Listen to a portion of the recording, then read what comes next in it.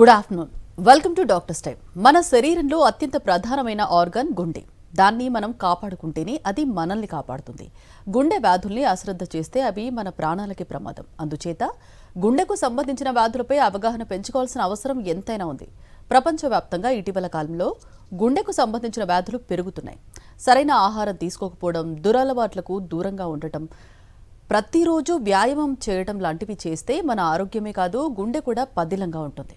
గుండెకు సంబంధించిన సమస్యలపై అవగాహన, అలాగే గుండె జబ్బులు రాకుండా ఎలాంటి జాగ్రత్తలు తీసుకోవాలి, ఇలాంటి మరిన్ని అంశాలు మనతో చర్చించడానికి మెడికవర్ హాస్పిటల్స్ వైద్యులు కార్డియాలజిస్ట్ ప్రమోద్ కుమార్ గారు ప్రస్తుతం మన స్టూడియోలో ఉన్నారు. వారిని అడిగి మరిన్ని విషయాలు తెలుసుకుందాం. అలాగే మీరు కాల్ చేసిన నంబర్లు 0402331060 అండ్ 716.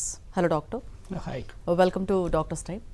సార్, ముందుగా చెప్పండి, ఇప్పుడు గుండెకు సంబంధించినంత వరకు గుండె రక్తనాళాల బ్లాకేజీలకు అంటే స్టంట్ లేకుండా చికిత్స చేస్తాం అని చెప్పేసి అంటున్నారు కదా, అంటే స్టంట్లెస్ ప్రొసీజర్స్ అంటే ఏంటి, వీటి గురించి చెప్పండి సార్. రైట్. ముందుగా యాంజియోప్లాస్టీ చికిత్సా విధానము ప్రారంభమైంది 1977లో. సో అప్పుడు ఏంటంటే ఎక్కడైతే రక్తనాళంలో అడ్డంకి ఉందో అక్కడ ఒక చిన్న బెలూన్ పెట్టి దాన్ని వెడల్పు చేయడము, తద్వారా అక్కడ ఉన్న కొలెస్ట్రాల్ కింద రక్తంలోకి వెళ్ళిపోవడము, ఆ బ్లాక్ ఓపెన్ అవ్వడం అనేది జరుగుతుంది. సో దాని తర్వాత ఏమైందంటే దీనివల్ల వచ్చే ప్రాబ్లమ్స్ని అధిగమించడానికి ఈ స్టెంట్ అనేది కనిపెట్టాల్సి వచ్చింది. అయితే స్టెంట్ అనేది ఏంటంటే మన బాల్ పాయింట్ పెన్లో ఉన్నటువంటి ఒక చిన్న స్ప్రింగ్ లాంటి పరికరము. అది మనం ఎక్కడైతే బ్లాక్ దగ్గర వెడల్పు చేసామో బెలూన్తో అక్కడ అది అమరుస్తాం. అయితే ఈ మెటల్ ఉండడం వల్ల బాడీలో రియాక్షన్ రావడం, తద్వారా అక్కడ మళ్ళీ బ్లాకేజ్ పేరుకోవడం అనేది చూస్తుండేవాళ్ళు. 20 to 30% అది ఉండేదన్నమాట. అందుకని ఏంటంటే డ్రగ్ కోటెడ్ స్టెంట్స్ వచ్చాయి. స్టెంట్ పైననే ఒక యాంటీ క్యాన్సర్ డ్రగ్ కోటింగ్ చేయడము, దాని ద్వారా ఈ రీస్టినోసిస్ అనేది చాలా మటుకు గణనీయంగా తగ్గిపోవడం జరిగింది. అది ఎంత తగ్గిందంటే ఆల్మోస్ట్ 2 to 4%కి తగ్గింది. ఓకే.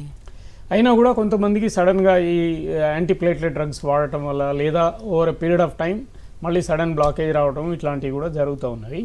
అందుకని ఏం ఆలోచించారంటే అసలు స్టెంట్ లేకుండానే మనం యాంజియోప్లాస్టీ చేసి ఏదైతే యాంటీ క్యాన్సర్ డ్రగ్ స్టెంట్ పైన పెడుతున్నామో అది బెలూన్ పైననే పూసి దాన్ని కనుక అక్కడ మనం బెలూన్ చేసి తర్వాత ఈ డ్రగ్ కోటెడ్ బెలూన్ పెడితే స్టెంట్లెస్ యాంజియోప్లాస్టీ అవుతుంది అనేది ఒక కాన్సెప్ట్ అనమాట. అయితే ఇది దాదాపు 10-15 సంవత్సరాల క్రితమే వచ్చింది డ్రగ్ కోటెడ్ బెలూన్. ఓకే. అని అప్పుడు ఏంటంటే దానికి తగినంత సైంటిఫిక్ డేటా అది లేకపోవడం వల్ల కేసెస్ అంతగా చేయలేదు. ఇప్పుడు ఆ డేటా అంత రావటం, దానివల్ల ఇది సురక్షితమైనదే అని తెలుసుకున్న తర్వాత ఈ స్టెంట్లెస్ యాంజియోప్లాస్టీ లేదా డ్రగ్ కోటెడ్ బెలూన్ అనేది ఇప్పుడు ప్రాచుర్యంలోకి వస్తుంది. సో 10 సంవత్సరాల క్రితం కూడా నేను ఈ డ్రగ్ కోటెడ్ బెలూన్ ఉపయోగించాను. ఓకే. ఎస్. ఓకే సార్, అంటే ప్రతి బ్లాకేజీకి కూడా అంటే స్టంట్ వేయాలా లేదా స్టంట్ లేకుండా కొన్ని కేసెస్ అంటే అలాగే పరిష్కరించవచ్చా? చేయొచ్చు. స్టెంట్ అనేది మనం ఎప్పుడైనా కూడా బ్లాకేజ్ సిగ్నిఫికెంట్ 70% అబోవ్ ఉన్నప్పుడు మాత్రమే మనము స్టెంట్ అనేది వేస్తాము. కొన్నిసార్లు హార్ట్ అటాక్ అయిన తర్వాత అక్కడ బ్లడ్ క్లాట్ అయినాక దానంతట అదే క్లియర్ అయిపోతుంది. సో రెసిడ్యువల్ బ్లాక్ ఏదైతే ఉందో అది 70% కన్నా తక్కువ ఉన్నప్పుడు స్టెంట్ అవసరం లేదు. ఓకే. సో అక్కడ జస్ట్ మనము బెలూన్ చేసి మందులతో నడిపించవచ్చు. అది ఒకటి. రెండవది ఏంటంటే ఈ రక్తనాళాలు చివరిలోకి వెళ్ళిన కొద్దీ నేరో అయిపోతాయి. మన చెట్టు వేర్లు ఏ విధంగా అయితే పైన లావుగా ఉండి కిందకి వెళ్ళిన కొద్దీ సన్నగా అవుతాయో ఈ రక్తనాళాలు కూడా అట్లాగే ఉంటాయి.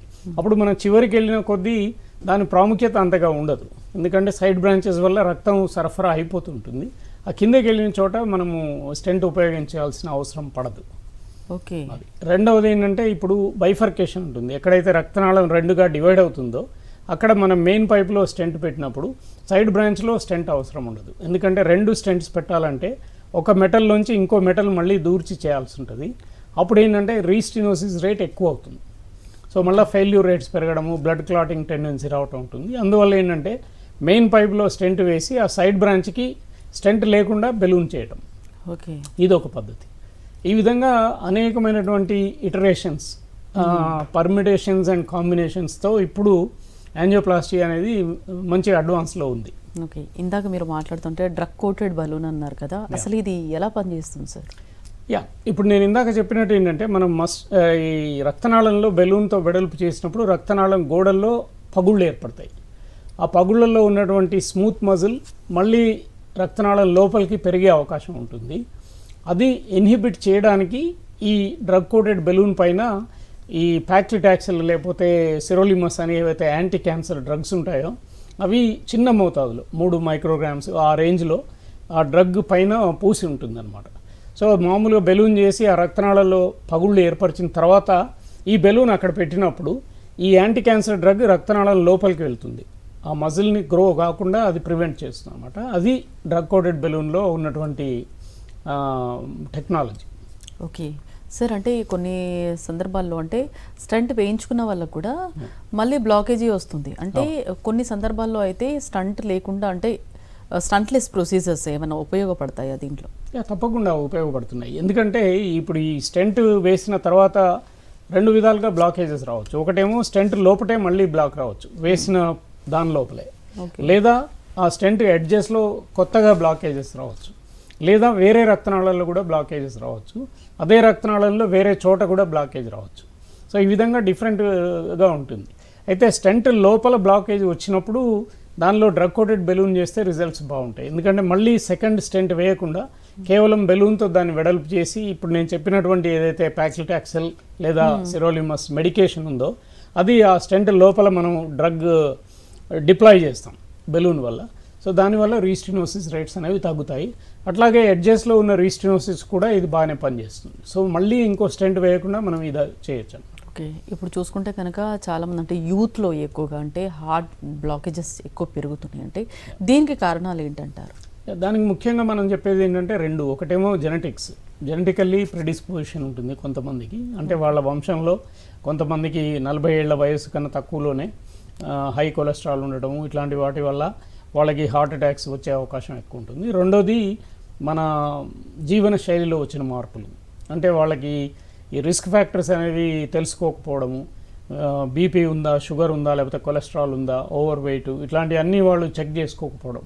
అంతేకాకుండా ముఖ్యంగా స్మోకింగ్ అనేది యువకుల్లో చాలా ఎక్కువ ఉంటుంది, యువకుల్లో ఎక్కువగా ఉంది. సో దానివల్ల కూడా ఏంటంటే అది ఒక రిస్క్ ఫ్యాక్టర్. వాళ్ళకి స్మోకింగ్ చేసే వాళ్ళలో హార్ట్ అటాక్ రిస్క్ అనేది ఎక్కువగా ఉంటుంది. అండ్ కొంత మటుకు ఆల్కహాల్, డ్రగ్స్, వీటి వల్ల కూడా ఈ యువతలో ఎక్కువగా హార్ట్ అటాక్స్ చూస్తున్నాం. ఓకే, అంటే ఇది అంటే మీరు ఇందాక చెప్పినట్టుంటే ఫ్యామిలీ హిస్టరీ కంపల్సరీయా సార్ దీంట్లో? అంటే రూట్ కాజ్ కంపల్సరీ ఉంటుందండి. ఫ్యామిలీ హిస్టరీ డెఫినెట్గా మ్యాటర్ అవుతుంది. ఎందుకంటే కొంతమంది పేషెంట్ నేను చూశాను వంశపారంగా, అంటే వాళ్ళు తండ్రికి స్టెంట్ వేయడం జరిగింది, వాళ్ళ అబ్బాయికి వేయడం జరిగింది, అన్నదమ్ములకు చేయడం జరిగింది. ఈ రకంగా చూస్తూ ఉంటాం. ఒకే ఫ్యామిలీలో కొంతమంది స్టెంట్స్ వేయించుకున్న వాళ్ళు చాలామంది ఉంటారు. ఓకే, అంటే ఇప్పుడు హార్ట్ అటాక్ వచ్చిన వెంటనే అంటే స్టెంట్ వేయించుకోవచ్చా సార్, లేదంటే అలాంటి సందర్భాల్లో వేరే చికిత్సలు ఏమైనా ఉంటాయా? హార్ట్ అటాక్ వచ్చినప్పుడు ముఖ్యంగా స్టెంట్ వేయడం అనేది బెస్ట్ చికిత్స. అంటే ఉంటుంది కదా సార్, ఫస్ట్, సెకండ్, థర్డ్ అలా ఉంటుంది కదా? దానిలో నెంబర్ 1 వెంటనే నియరెస్ట్ హాస్పిటల్కి వెళ్ళేసి గోల్డెన్ అవర్ అంటారు దాన్ని, ఫస్ట్ 1 అవర్, ఆ తర్వాత up to 6 hours, maximum 12 hours లోపల కనుక మనం క్యాథ్లాబ్ ఫెసిలిటీ ఉన్న హాస్పిటల్కి వెళ్తే అక్కడ స్టెంటింగ్ అనేది చేయొచ్చు. సో ఇది ముఖ్యం, ఎందుకంటే ఈ ఆగిపోయిన రక్తాన్ని మళ్ళీ పునరుద్ధరించడానికి స్టెంటే ఉపయోగపడుతుంది. తద్వారా ఏంటంటే గుండె కండరం బలహీనపడకుండా, దెబ్బతినకుండా మనం దాన్ని కాపాడచ్చు. సో నెంబర్ 1 చికిత్సా విధానము స్టెంటింగ్. ఒకవేళ స్టెంటింగ్ కుదరనప్పుడు ఎక్కడైతే రక్తనాళం గడ్డగట్టిందో దాన్ని కరిగించడానికి క్లాట్ బస్టర్స్ అని మెడిసిన్స్ ఉంటాయి. సో థ్రాంబోలైసిస్ అంటారు దాన్ని, స్టెప్టోకైనేజ్, యూరోకైనేజ్, లేకపోతే కొత్తగా వచ్చినటువంటి టెనెక్టప్లేజ్, ఇట్లాంటివి ఏంటంటే నరం ద్వారా ఇంజెక్ట్ చేస్తారు. అవి ఏంటంటే మొత్తం రక్తనాళాల్లో ప్రవహించి ఎక్కడైతే క్లాట్ ఉందో దాన్ని డిజాల్వ్ చేస్తాయి. సో దీనివల్ల రిస్క్ ఏంటంటే మొత్తం శరీరానికి మనం ఆ రక్తాన్ని పలుచగా చేసే మందు ఎక్కిస్తున్నాం కాబట్టి బ్లీడింగ్ రిస్క్ అనేది ఉంటుంది. ఓకే, తర్వాత అక్కడ క్లాట్ క్లియర్ అయిన తర్వాత ఒక్కొక్కసారి మళ్ళీ అక్కడ క్లాట్ ఏర్పడే అవకాశం కూడా ఉంటుంది. ఎందుకంటే మనం ఎక్కించిన డ్రగ్ ఎఫెక్ట్ అయిపోగానే మళ్ళీ క్లాట్ ఫార్మేషన్ ఉంటుంది. దాన్ని సెకండ్ అటాక్ కింద మనం తీసుకోవచ్చు, లేదా రీఇన్ఫాక్షన్ అంటారు. సో ఈ 2 ప్రధానమైనటువంటి ప్రాబ్లమ్స్ ఈ ఏదైతే క్లాట్ బస్టర్ ఇస్తే. సో దానికి మనం ఇంకేం చేస్తామంటే అడ్వాన్స్డ్గా ఇప్పుడు ఉదాహరణకు ఒక డిస్ట్రిక్ట్లో కానీ విలేజ్లో కానీ హార్ట్ అటాక్ వచ్చింది అనుకోండి, అక్కడ వెంటనే ఈ చికిత్సా విధానము స్టెంటింగ్ ఉండదు, కార్డియాలజిస్ట్, క్యాథ్లాబ్ ఉండదు, పెద్ద హాస్పిటల్ ఉండదు. కాబట్టి అక్కడ ఈ క్లాట్ బస్టర్ ఇవ్వటము, ఆ తర్వాత విదిన్ 24 అవర్స్ నియరెస్ట్ హాస్పిటల్కి పేషెంట్ని ట్రాన్స్ఫర్ చేయాలి. అక్కడ మేము క్యాథ్లాబ్లో పేషెంట్ని తీసుకెళ్ళి యాంజియో చెక్ చేసి ఒకవేళ అక్కడ బ్లాక్ ఇంకా ఉంది అంటే అప్పుడు అక్కడ స్టెంట్ వేయటం అనేది ఒక పద్ధతి. ఇది ఫార్మకో ఇన్వేజివ్ అంటారు. ఫార్మకో అంటే మెడిసిన్, ఇన్వేజివ్ అంటే మేము చేసే ప్రొసీజర్. సో ఫార్మకో ఇన్వేజివ్ వల్ల కూడా పేషెంట్స్కి బెనిఫిట్ అవుతుంది. ఇది సెకండ్ వన్. ఓకే. ఈ రెండు కాక మెడిసిన్స్ ఇవ్వడం వల్ల పేషెంట్కి అప్పుడు బాగానే ఉన్నా కూడా తర్వాత దాని ద్వారా వచ్చే దుష్ప్రభావాలు ఎక్కువ ఉంటాయి. హార్ట్ కండరం దెబ్బతినడము, తర్వాత హార్ట్ ఫెయిల్యూర్లోకి వెళ్ళటము, మళ్ళీ చెస్ట్ పెయిన్ రావటం, ఇవన్నీ ప్రాబ్లమ్స్ ఉంటాయి. సో అందువల్ల గుండెపోటు వచ్చిన వ్యక్తి ప్రాథమికంగా యాంజియోప్లాస్టీ చికిత్సా విధానానికి స్టెంటింగ్ వేసుకోవడం అనేది ఉత్తమమైన పద్ధతి. అది కుదరినప్పుడు ఈ క్లాట్ బస్టర్ మెడికేషన్ ఇచ్చి తర్వాత హాస్పిటల్కి ట్రాన్స్ఫర్ చేయించుకోవాలి. ముందు ఇండికేషన్స్ ఏమైనా తెలుస్తాయా సార్? తప్పకుండా ఉంటాయండి. చెస్ట్ పెయిన్ అనేది వస్తుంది చాలామందికి, చెస్ట్ డిస్కంఫర్ట్గా ఉంటుంది, కొంతమందికి గ్యాస్ట్రిక్ లాగా అనిపిస్తుంది, బర్నింగ్ సెన్సేషన్. గుర్తుపట్టలేరు కదా సార్, అంటే గ్యాస్ట్రిక్ సమస్యను ఈ గుండెపూట చాలా మంది రికగ్నైజ్ చేయలేరు. సో దానిలో ఏంటంటే మేము యాజ్ ఏ ఎక్స్పీరియన్స్డ్ డాక్టర్ మనం ఏం చేస్తామంటే రిస్క్ ఫ్యాక్టర్స్ ఏమైనా ఉన్నాయో చూస్తాం.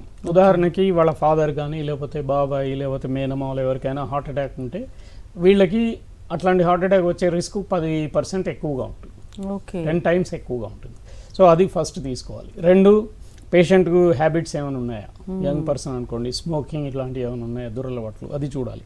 తర్వాత ఓవర్ వెయిట్ ఉన్నారా, బీపీ షుగర్ కొలెస్ట్రాల్ ఇవన్నీ ఏమైనా హిస్టరీలో తెలుస్తాయా, ఇవి చూసిన తర్వాత ఆయన చెప్పినటువంటి లక్షణాలను కూడా మనము విశ్లేషించాలి.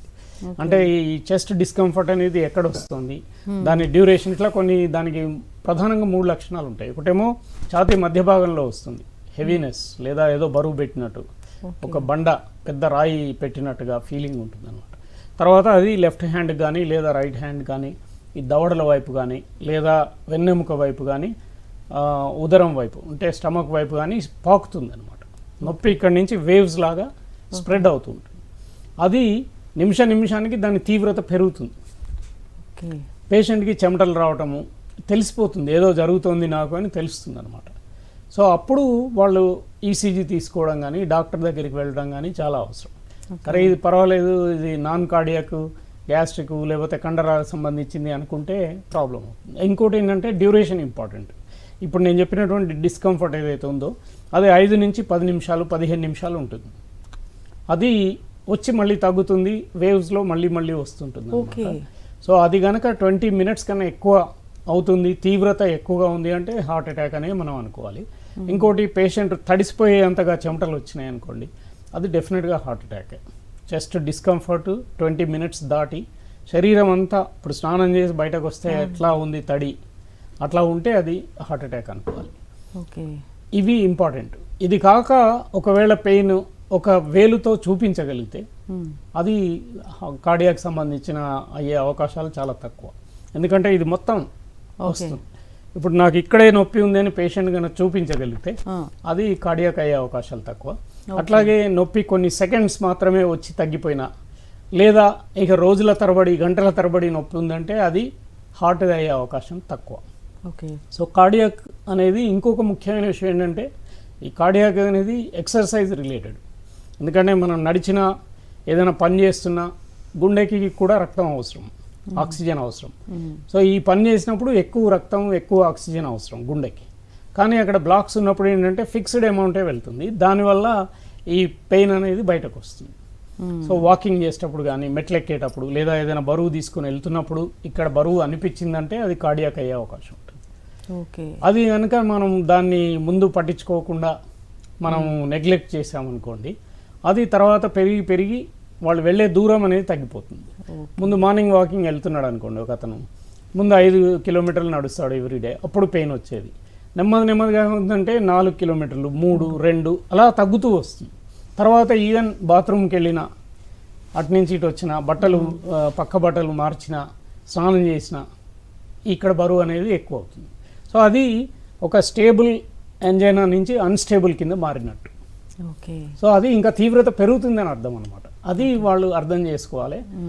ముందుగానే పసిగడితే స్టేబుల్గా ఉన్నప్పుడే ప్రొసీజర్ అవుతుంది, లేకపోతే ఎమర్జెన్సీలో రావాల్సి వస్తుంది. ముఖ్యంగా ఏంటంటే హార్ట్ లోపల అర్ధరాత్రి ఎప్పుడో వస్తే మొబిలైజేషన్ ఇవన్నీ మేము చేస్తుంటాము, బట్ పేషెంట్కి కూడా ఇబ్బందే. అందుకని ఏంటంటే ముందే సిమ్టమ్స్ చూసుకొని మనం కనుక గుర్తిస్తే కంఫర్టబుల్గా ప్రొసీజర్స్ అనేవి చేయించుకోవచ్చు. లేకపోతే ఇప్పుడు అర్ధరాత్రి అనుకోండి, పేషెంట్కి కూడా రావటం కష్టం, ఎవరైనా తీసుకురావాలి అర్ధరాత్రి హాస్పిటల్లో కూడా చాలా చోట్ల నైట్ డాక్టర్ అవైలబుల్ ఉండరు, వాళ్ళని ఇంటి నుంచి పిలవాల్సి ఉంటుంది. కొన్ని మంచి పెద్ద హాస్పిటల్ మా లాంటివి అనుకోండి 24/7 కార్డియాలజిస్ట్ ఉంటారు. బట్ అదర్వైజ్ ఏంటంటే మళ్ళీ కార్డియాలజిస్ట్ ఇంటి నుంచి రావటం, అప్పుడు వాళ్ళు వచ్చేదానికి టైం, ఇదంతా వేస్ట్ అవుతుంది టైం. చాలా టైం కౌంటెడ్ కదా సార్. దాన్ని ఏమంటామంటే టైమ్ ఈజ్ మజిల్ అంటాం. కార్డియాక్ మజిల్ ఏది ఉందో అది టైం అన్నమాట. సో ఆ 1 hour golden period maximum 6 hours లోపల రావడం అనేది ప్రతి ఒక్కరూ తెలుసుకోవాల్సిన విషయం. ఓకే, ఇప్పుడు కొంతమందిలో అంటే గుండెల్లో స్టంట్ ఉంది, నేను జీవితాంతం మెడిసిన్స్ వాడాలా అనేది భయం ఉంటుంది చాలా మందిలో. అంటే ఇప్పుడు స్టంట్లెస్ ప్రొసీజర్స్ ఎలా అంటే ఈ భయాన్ని తగ్గిస్తాయా సార్? తప్పకుండా. ఇప్పుడు మనం స్టెంట్ వేసినప్పుడు ఏంటంటే అది ఒక మెటాలిక్ ఇది ఉంటుంది, ఏదో stainless steel or cobalt chromium metal వాడతాం కాబట్టి వీళ్ళు లాంగ్ టర్మ్ 2 బ్లడ్ థిన్నర్స్ వాడాల్సి ఉంటుంది. ఏ కేసులో అయితే మనం స్టెంట్ ఉపయోగించలేదో కేవలం 1 నెల మాత్రమే 2 బ్లడ్ థిన్నర్స్ వాడాలి. ఆ తర్వాత ఓన్లీ సింగిల్ యాంటీప్లేట్లెట్, ఒకటే యాంటీప్లేట్లెట్ డ్రగ్ని వాళ్ళు వాడాల్సి ఉంటుంది. కానీ ఎవరైనా కూడా హార్ట్ అటాక్ వచ్చినా, హార్ట్లో నరాల్లో బ్లాక్స్ ఉన్నా కూడా యాస్ప్రిన్ కానీ లేదంటే దానికి సమానమైనటువంటి మందు కానీ జీవితాంతం వేసుకోవాలి. ఎందుకంటే బ్లాక్ హార్ట్లో ఉందంటే అది బ్రెయిన్లో కూడా ఉండొచ్చు, వేరే రక్తనాళాల్లో కూడా ఉండొచ్చు. సో దానివల్ల కూడా వాళ్ళకి స్ట్రోక్ రిస్క్ కానీ లేకపోతే పెరిఫరల్ వాస్కులర్ డిసీజ్ ఇట్లాంటివి వచ్చే అవకాశం ఉంటుంది. సో ఇవన్నీ కూడా బ్లడ్ థిన్నర్ వాడినప్పుడు ఆ రిస్క్ అనేది తగ్గుతుంది. ఓకే, అంటే ఇప్పుడు చాలా మందిలో అంటే స్టంట్ లేకుండా చేసే సర్జరీస్లో చాలా మందికి చెస్ట్ కోస్తారు కదా సార్. అంటే ఇది బైపాస్ అంటే ఇది ఏ టైంలో ఉంటుంది సార్? అంటే రికవరీ చూసుకుంటే కనుక ఎంత వేగంగా ఉంటుంది?